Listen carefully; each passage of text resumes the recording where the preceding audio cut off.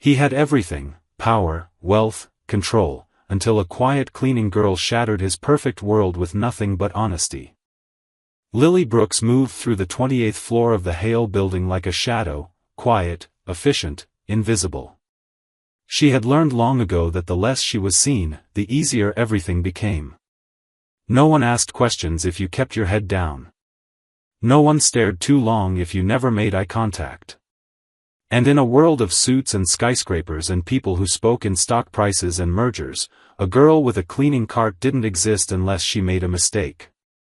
That night had started like every other.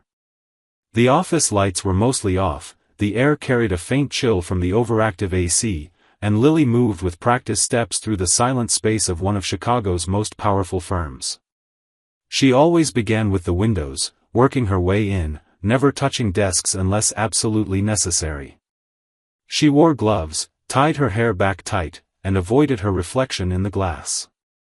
She had just finished wiping down a glass wall when she heard a sound: footsteps. Her body instinctively tensed. No one was ever there this late, at least not on this floor. She turned, and that's when she saw him. Grayson Hale. The Grayson Hale. He stood near the edge of the office with his phone to his ear, coat off, sleeves rolled, and a look on his face that could slice steel. He was taller than she expected, broader in the shoulders, and more intense up close. She had seen his photo before, plastered across business magazines and screens in the lobby, but this was different. Here, in person, there was a quiet ferocity to him, like a storm disguised in tailored wool. She instantly looked down and turned to leave, but in her rush, she bumped her cart, sending a glass tumbler from a nearby side table crashing to the floor. It shattered loudly, painfully loud in the stillness. She froze. He turned. For a split second, neither of them moved. Then he took a step toward the shards, but she stepped in front of him. "Wait," she said, the word small but firm. He blinked, surprised. "You'll cut yourself," she added, already crouching, already gathering the bigger pieces with gloved hands. He stood there, watching her. Something about her tone, the way she didn't panic, didn't apologize or beg, but simply moved with purpose, it caught him off guard. Most people around him stammered, tried to impress, acted like his presence changed the rules of reality. She didn't do any of that. She just cleaned up a mess like it was part of the job and never looked up once. Grayson said nothing. After a moment, he walked back to his desk, picked up his phone, and continued his conversation as if nothing had happened. But for the rest of the night, he kept glancing up from time to time, eyes flicking toward the woman who moved like silence itself, sweeping glass off the floor and fading into the background like she had always belonged there, until suddenly, she didn't. Because now he had seen her. And something about that felt different. Something about her didn't fit the story he'd written for this office, this building, or himself. And he wasn't sure why, but he knew he wouldn't be able to unsee her again. Grayson hadn't expected to think about her again. The moment with the broken glass should have been forgettable, just another minor disruption in an otherwise meticulous day. But the image of her crouched calmly among the shards, her expression steady and without fear, kept replaying in his mind like a loop he couldn't silence. He didn't even know her name, yet something about her presence had unsettled his equilibrium. He told himself it was curiosity, the same way he might briefly notice a design flaw in a building and not rest until it was corrected. Only this time, it wasn't about flaw. It was about mystery. About a woman who had entered his line of sight and didn't immediately shrink or inflate beneath it. The next evening, he stayed late again. Not intentionally, not at first. At least, that's what he told himself when he declined a dinner invitation and kept working past 9. The office was quieter than usual, the city below humming with its usual neon rhythm. And just like before, at 9:45 sharp, she appeared.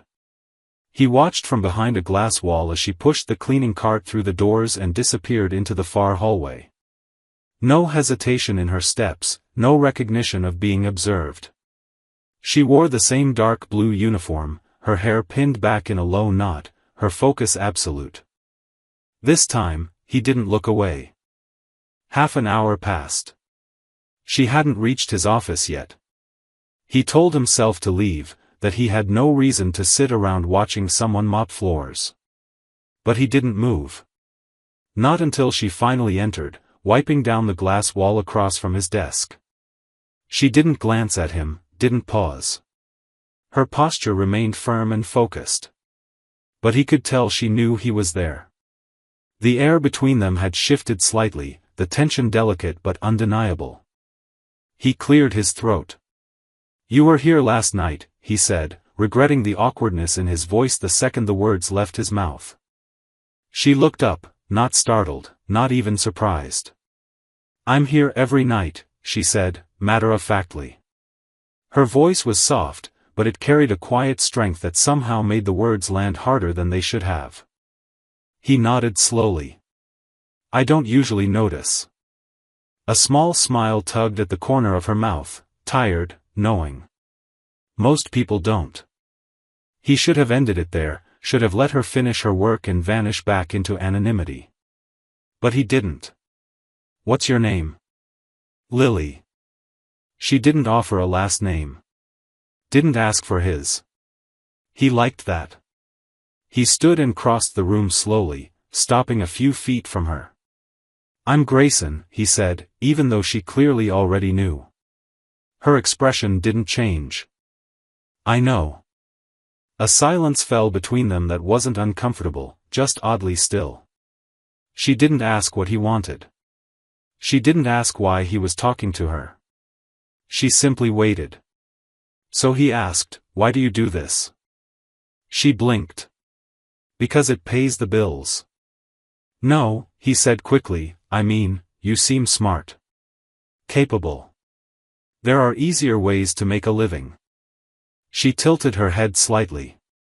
"And what makes you think I haven't chosen this for a reason?" He had no answer for that. He didn't like being cornered, but something about her tone wasn't challenging, it was honest.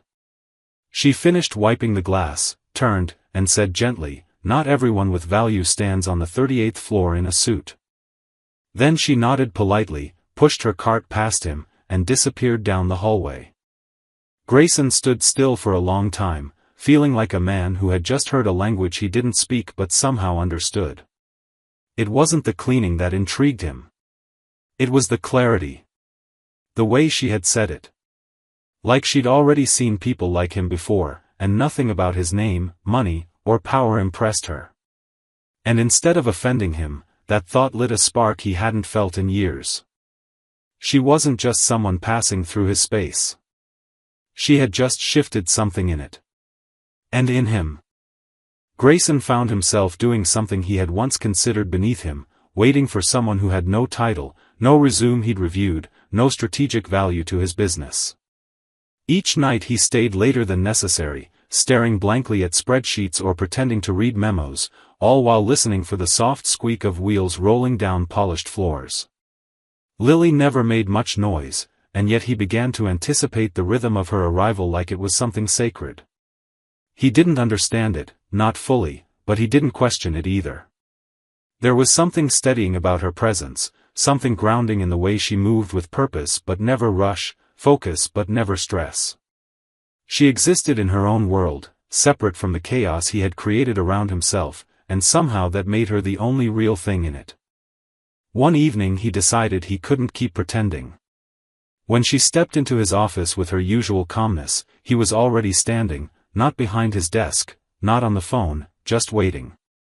She looked at him once, registered his presence, and continued wiping the corner windows without a word. He didn't speak immediately. He just watched her, trying to understand what it was about her that unsettled him in a way no investor ever had. Finally, he said, "What do you want to do with your life?" She stopped mid-wipe and looked at him, clearly unamused. "You think cleaning isn't living?" He shook his head. "That's not what I meant." She sighed and leaned slightly against the windowsill, still holding the cloth. "I'm studying. At night. Nursing. I work here to pay tuition." I clean offices because they're quiet and no one bothers me. Grayson was quiet for a moment. Why nursing? Her expression softened just a little. Because when I was 8, I was in a foster home and got pneumonia. A nurse stayed with me all night, long after her shift ended. She held my hand and told me I was going to be okay. No one else did that. I want to be that person for someone else. He didn't know what to say to that. He'd heard thousands of elevator pitches, grand ambitions soaked in ego, but nothing like this, simple, direct, and full of meaning. He suddenly felt like everything he'd built, everything he'd sacrificed for, was hollow in comparison to a girl with a mop who wanted to become someone else's safe place. You could have said you want to help people, he murmured. She smiled faintly. I just did. You were listening. He crossed his arms. You don't look like someone who needs help, but I think you've given me more clarity in 5 minutes than I've had in 5 years. She didn't react. She just turned back to the glass, her voice quiet. You're not the first powerful man to say that. Most of them don't mean it. He flinched slightly, unsure if he should be offended or impressed. Probably both. What makes you think I don't? She glanced back at him. Because you're still standing here asking questions like I'm a puzzle to solve. Maybe I'm just a person. Maybe you don't need to understand everything. That struck deeper than he expected. He was a man addicted to logic, driven by control. And here she was, offering him no handholds, no formulas, only truth. Pure, honest, unpolished truth. He admired that. And it terrified him. Lily returned to her work without waiting for a reply, as if the moment didn't require one. Grayson remained where he was, watching her finish the windows, collect her things, and leave without looking back. He realized then that the high-rise walls he'd built around himself weren't glass, they were mirrors. And in Lily's reflection, he didn't like what he saw. Not because of her judgment. But because, for the first time, someone had seen through him completely, and walked away with nothing but dignity. And that, somehow, made her unforgettable.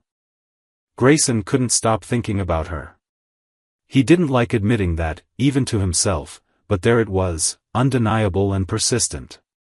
In a world where everything made sense, where numbers followed patterns and people followed rules, Lily Brooks had become the exception that refused to fit inside his calculations. He caught himself anticipating her shift schedule, noticing the days she wasn't there, feeling a hollow kind of silence when her cart didn't squeak softly past his office door. It wasn't infatuation, at least not in the way he used to understand it. It was something more unsettling. She had become a mirror he hadn't asked for, one that reflected parts of himself he'd avoided for years. At the next board meeting, his focus faltered. Someone mentioned projections, another spoke about a new merger possibility, and Grayson nodded in all the right places but absorbed none of it. His mind wandered to Lily's voice, the way she had said maybe she wasn't a puzzle to solve, maybe she was just a person. It rattled in his chest like a truth he wasn't ready to unpack. Later that week, he did something he never did, he stepped into the building's staff lounge. It was small, tucked behind the service elevators, and smelled faintly of cleaning supplies and burnt coffee. He didn't linger, didn't ask anyone questions, just scanned the list taped to the wall near the lockers until he found her full name. Lily Brooks. It was strange how seeing it typed out made her more real, as if now he was no longer watching a mystery but learning a person. And it made something ache inside him, a sensation unfamiliar and inconvenient. That evening, she came earlier than usual. He was in the hallway near the executive suites when he saw her pushing the cart, earbuds in, eyes down.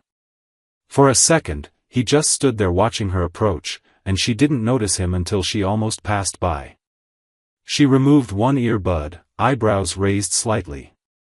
Lost? She asked. He shook his head. Just thinking.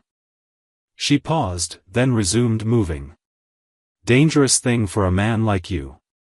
He walked beside her, his pace slower, unsure why he was even following. "You talk like you know me." She didn't stop, but her tone sharpened just a little. "I know your type." He frowned, almost defensive. "And what type is that?" "The kind who thinks they see everything from the top floor. But never notices who holds the door open on the ground level." He fell silent. They reached the end of the hallway, and she began sorting her supplies.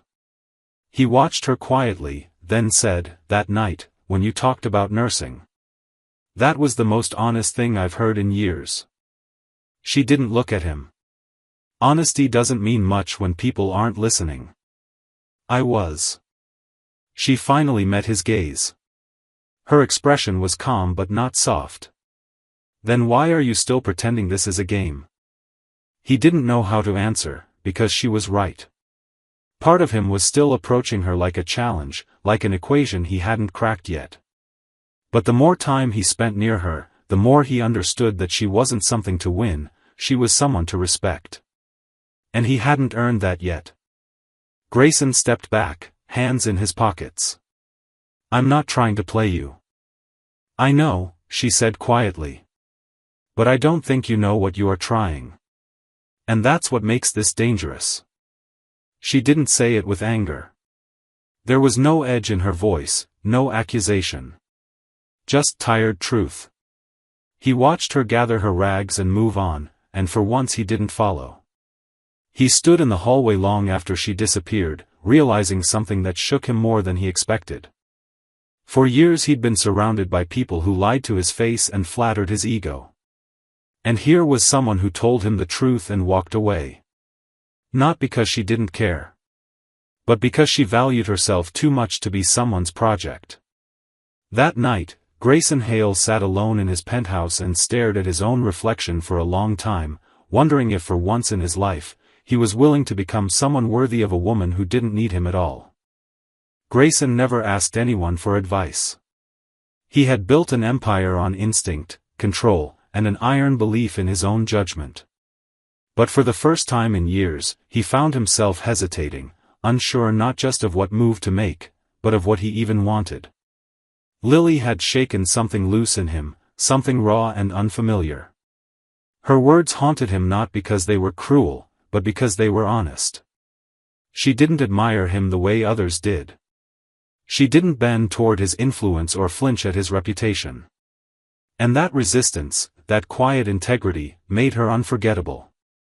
He didn't want to lose her, but he also didn't know how to approach her without making her feel like she was being studied or pursued. His team noticed the shift. He was still present, still sharp, but he had lost that brutal edge he'd once wielded like a weapon. Meetings were shorter. His temper didn't snap as easily. And he had started saying thank you, to assistants, to security guards, even to the barista in the lobby cafe. People murmured behind his back. Jason, his closest advisor and oldest friend, finally asked what was going on. Grayson didn't answer at first. Then, one night, over a drink neither of them had time for, he said quietly, "There's someone I can't stop thinking about. And she has no idea how many people would kill for that kind of hold on me." Jason, to his credit, didn't laugh. He just looked at Grayson for a long moment and asked, "Is she the kind of woman who wants to hold you? Or the kind who needs you to stop being someone you're not?" That question sat in his chest like a weight. The next night, Grayson waited until Lily was alone. He didn't corner her. He didn't make demands. He simply stepped into the break room where she was folding rags and said, "Can we talk?" She didn't look surprised. She didn't even look up right away. When she finally met his eyes, there was no fear, only quiet exhaustion. "If this is another moment where you try to figure me out, I don't have the energy for it tonight." He stepped closer, slower than usual, hands out of his pockets for once, as if trying to show he came with nothing hidden. No figuring out. Just honesty. For once, no angle. She gave him a long look. "Okay. Say what you came to say." He took a breath, a real one, deeper than he'd taken in weeks. You're the only person who's ever made me question who I am and not hate it. You've made me realize that success isn't the same as substance. That power doesn't make me whole. And I don't know what to do with that. I don't even know if I deserve your time. But I want it. And I want you to know that I'm not here because I'm curious. I'm here because I can't stop thinking about what it would mean to be seen by you the way you see the world. She didn't respond right away. He expected silence. Or rejection. But she surprised him. You want to know what I see when I look at you? She asked softly. He nodded. I see someone who's never let anyone close enough to disappoint him. I see someone who's terrified of being human because he spent too long trying to be invincible. And I see someone who's not used to hearing no. He swallowed, his throat suddenly dry. And what would happen if I told you I want to try to change that? She paused, then folded the last rag slowly. Then I'd say don't try to impress me. Show me. And not for one night. Not until the novelty wears off. But day after day. Quietly. Honestly. Without expecting anything in return. Grayson nodded. I can do that. She tilted her head slightly. I don't need you to. I need you to want to. And with that, she turned and walked out of the room, leaving him in the fluorescent light with nothing but the echo of her voice and the unfamiliar, slow-blooming feeling that maybe, for the first time in his life, love wasn't something to be earned, it was something to become. Grayson started showing up differently. Not loudly. Not with declarations or dramatic gestures. He simply adjusted the way he moved through his own world. Where he used to walk through his building with the kind of purposeful detachment that made people clear out of his path, now he paused in hallways, greeted people by name, and looked them in the eye. It wasn't performative. It was deliberate. He had spent so long building walls that even he couldn't remember what was on the other side of them. But Lily had seen right through them, and instead of bracing against the exposure, he began to lean into it. He made space in his day for moments that had nothing to do with profit, real conversations, handwritten notes, small kindnesses that went unnoticed by most but not by her. He didn't speak to Lily again right away. She had been clear, words were not what she needed. She didn't want apologies, promises, or charm. She wanted consistency, real effort, and proof that he could be someone without the armor of his title. So that's what he gave. He started volunteering on weekends at the free clinic where she trained part-time as a student nurse. He didn't tell her. He just showed up, helped move boxes, cleaned floors, sat in the back of the room during first aid workshops and took notes as if he were the one being tested. When she saw him for the first time in that setting, her eyes widened for half a second, but she didn't say a word. She just handed him a clipboard and walked away. The silence didn't bother him anymore. It gave him space to understand her world without demanding access. He watched the way she spoke to patients, listened to elderly volunteers, and stayed long after her shift had ended to help clean up. She didn't seek praise. She didn't even seem to notice how much good she did. She just kept showing up. And every time she did, Grayson found himself feeling less like the man who had once towered above others and more like someone who wanted to stand beside her. His partners began to question his priorities. Jason pulled him aside after a board meeting and asked, "Are you trying to sabotage your own image?" Grayson smiled for the first time in weeks and answered, "I'm trying to build a better one." The truth was, he no longer cared if his reputation suffered. For years he'd been worshipped for the wrong things, his ruthlessness, his success, his ability to win at all costs. But Lily had reminded him that winning alone wasn't winning at all. One night, after a long day at the clinic, Grayson waited outside in the fading evening light. Lily walked out with her bag slung over her shoulder, hair loose from the clip she wore during shifts. She looked tired but content. When she saw him leaning against the wall, she slowed her pace, unsure whether to walk past him or stop. He said nothing at first, just met her eyes and offered a quiet smile. Then he said, "I'm not following you. I'm just here.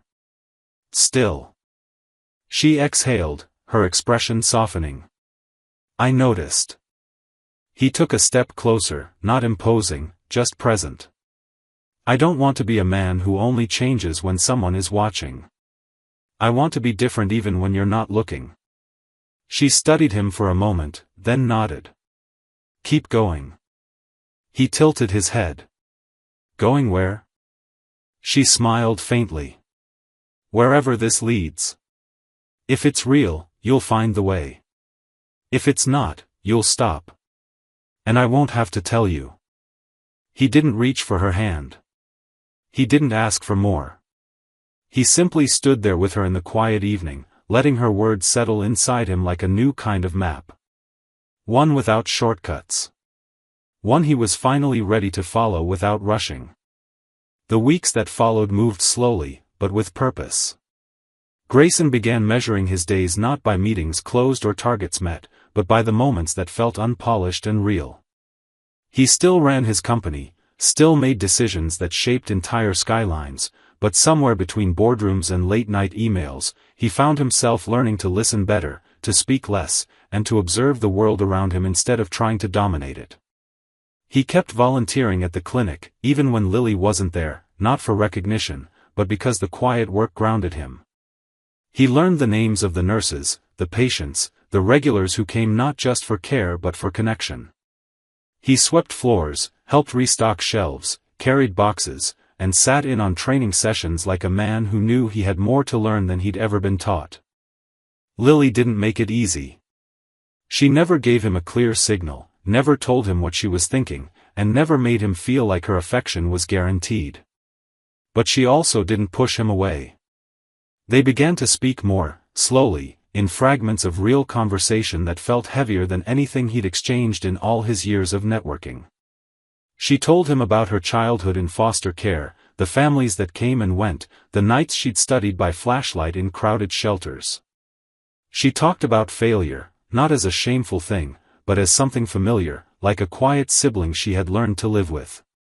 He told her things he hadn't told anyone. About the pressure to succeed, about a father who measured love in achievements, and about the coldness he had mistaken for strength for most of his adult life. She listened, not with pity, but with that same unwavering stillness that had first drawn him in. It felt like standing under clear water, nothing hidden, everything exposed, and somehow still safe. One evening, as they locked up the clinic together, Grayson noticed her hand trembling slightly. When he asked if she was okay, she hesitated before admitting that her mentor, the same nurse who had inspired her all those years ago, had fallen ill. It wasn't public knowledge yet, and Lily wasn't sure how to help or whether she could at all. Grayson didn't try to fix it, didn't offer money or connections. He just said, "Tell me what you need," and meant it. She asked him to drive her across town the next morning to visit the woman in the hospital. He said yes before she finished the sentence. That visit changed something. Watching Lily with the woman who had once saved her, seeing the tenderness in her voice and the strength in her stillness, Grayson understood something he hadn't before. Love wasn't in the gestures or the words. It was in the presence, in the silence you were willing to share without needing to fill it. He watched Lily hold the woman's hand, whisper something only the two of them could hear, and he realized that for all his wealth and influence, he had never been part of a moment that pure. On the way back, they didn't speak much. She rested her head against the window and he just drove, the city unfolding in soft golds and blues around them. When he pulled up in front of her building, she didn't get out right away. She looked at him and said, "You stayed." He looked back and replied, "You made it easy to." She nodded once, then leaned over, not for a kiss, not for anything romantic or staged, but to rest her head against his shoulder, just for a moment. In that small, quiet gesture, everything that needed to be said was said. That night, Grayson didn't go back to his penthouse. He drove through the city until the lights blurred and the air turned cool, thinking not about how far he had come, but about how much further he was willing to go. Not for success. Not even for her. But for himself. Because for the first time in his life, becoming someone better felt more important than being someone powerful. And if she chose to meet him at that version of himself, when he got there, he would be ready. Autumn rolled into the city with golden light and quieter streets, and for the first time in years, Grayson allowed himself to slow down. Not out of obligation or exhaustion, but because he had finally come to understand that life wasn't a race, and love certainly wasn't a prize to win. He no longer felt the same compulsion to fill every hour with deals or push every moment toward a measurable goal. The world hadn't stopped turning around him, but somehow, it felt softer, more open. He still worked. He still led. But now, he also walked. He lingered. He noticed things. And more than anything else, he noticed her. Lily had let him in slowly, but when she did, it wasn't with hesitation, it was with quiet courage. She never expected perfection from him. She didn't want grand gestures or promises engraved in stone. What mattered to her was what he did when no one was watching, the way he handled people who could do nothing for him, the way he carried her world without trying to reshape it. Their relationship grew not from declarations, but from 1,000 small choices, showing up early to help at the clinic, leaving her notes when she was too tired to talk, bringing soup to her apartment when her mentor's condition worsened, staying through it all without asking for anything in return. Her mentor passed away in late October, and Lily disappeared for 3 days. No texts. No calls. Grayson didn't chase her, but he waited. When she returned, eyes red but posture steady, he opened his door without asking for an explanation and let her cry into his chest for as long as she needed. She didn't speak until sunrise, and when she did, all she said was, "Thank you for not asking me to be okay." He held her tighter, understanding that sometimes love meant knowing when not to speak. In November, she passed her nursing exams with distinction. Grayson threw her a small dinner with the staff from the clinic, a few volunteers, and Jason, who had become surprisingly supportive over the months. During a quiet moment at the table, Jason leaned over and said to Grayson, "She changed you." Grayson shook his head slightly and replied, "She reminded me who I might have been if I'd learned to care sooner." By December, Lily had accepted a job offer at a new nonprofit medical outreach program. The building was old, underfunded, and far from glamorous, but her eyes lit up every time she talked about it. Grayson offered to help discreetly, and to his surprise, she said yes. Not because she needed him, but because she trusted him now. That simple shift meant everything. They were no longer two people from different worlds colliding, they had become partners in the same one they were quietly building together. On the first snow of the season, he asked her if she wanted to leave the city for a while. Just the two of them. No plans. No meetings. Just space to breathe. She agreed, and they spent a week in a lakeside cabin where mornings were filled with firewood and tea, and nights were spent reading or simply existing in silence that felt warm, not empty. On the last night, as snow fell thick and quiet outside, Grayson looked at her across the small table and said, "You're not just the woman who changed me. You're the woman who showed me I was allowed to change." She smiled, tired and glowing in the candlelight. "You did the work. I just didn't get in the way." He reached across the table, took her hand, and for the first time, said something he'd never said to anyone, not even in past relationships. "I want to build a life with you. Not a future I control. A life we figure out as we go. One where you can always tell me when I've lost my way, and I promise to listen." She didn't answer with words. She stood up, walked around the table, and kissed him like she already knew everything he meant. The next morning, they drove back into the city, not as a CEO and a cleaning girl, but as two people who had found something rare and worth keeping. They didn't move in together right away. They didn't rush toward marriage. They just stayed. Every day. And in the world Grayson had once tried to conquer, he now walked quietly beside the only woman who had ever made him feel like home.